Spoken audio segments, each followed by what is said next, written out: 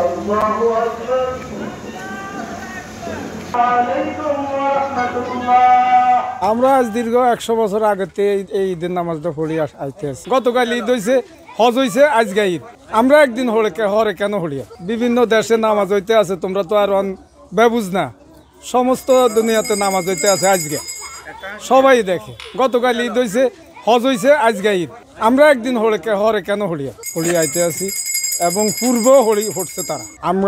আমরা যেই কদিন আমরা হায়াত পাইছি এই কদিন আমরা হচ্ছি, কিন্তু আর এর আগেও মুরব্বীরা হচ্ছে। কাগজ স্মরণ করি না, কিন্তু ইসলামী শরিয়াত অনুযায়ী আমরা আজ এই মুসলমান হিসাবে, আমি একজন মুসলমান আমার ভাই, এই হিসাবে একজনের স্থান দেখছে, এই হিসাবে আমি তার উপরে ভক্তি রাখি আজকে ঈদ করছি।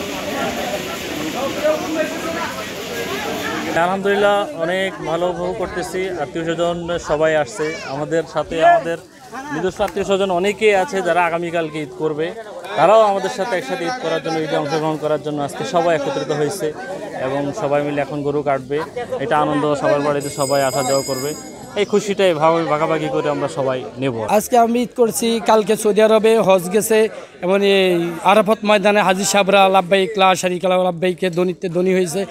সেই হিসাবে হজের পরের দিন হলো কোরবানি, এমন হজের পরের দিন হলো ঈদ, এই হিসাবে আমরা আজকে ঈদ করেছি।